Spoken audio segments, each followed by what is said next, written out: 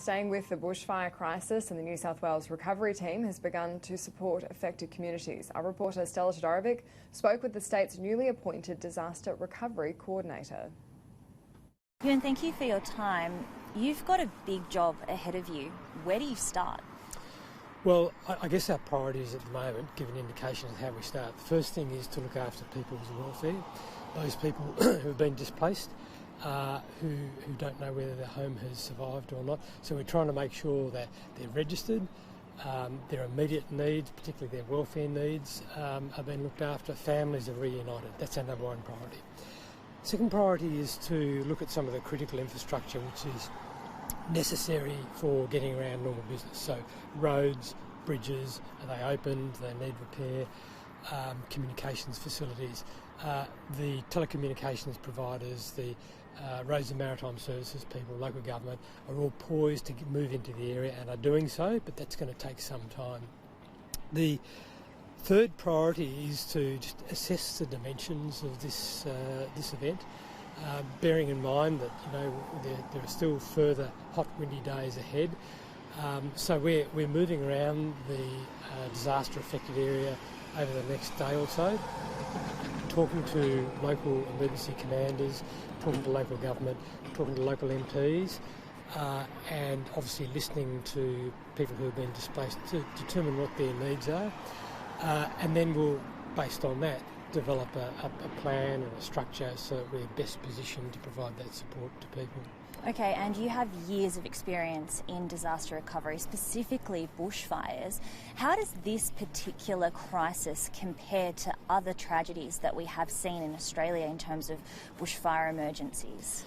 Well, sadly, we've seen this before. The context around this fire of ongoing long-term drought in many parts of Queensland and New South Wales is what's a little bit different because of the very large area which has been affected. I'd have to say the preparations for the catastrophic forecast a couple of days ago were, in my view, outstanding. So we're through that, but there's still a lot of work. We think there are over 150 structures which have been destroyed. That's a severe impact on the community through the fire-affected area. Sadly, that's probably going to grow. We think we've got another probably 5 days or 6 days to get to all of those communities and individual houses.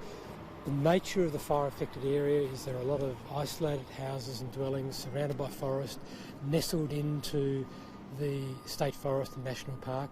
So it's going to take some time to get to those, to assess the damage and assess where we go from here.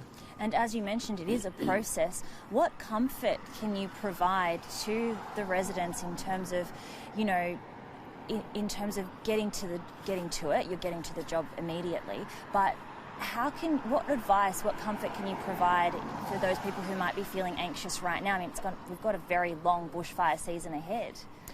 Well, we've got you back. When it comes to the recovery, we're here to support you and to make sure that your needs are being recognised and acted upon.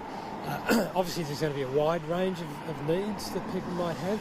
Some we're going to be able to deliver very quickly, some it's going to take some time. So I would ask people who have been affected and aren't yet back home or don't know whether their home has survived, just to be a little patient with us. We're working very hard.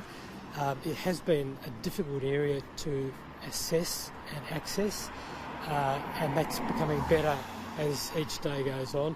Hopefully by early next week we'll have a much better idea of the dimensions of this and we'll be able to develop our plans accordingly.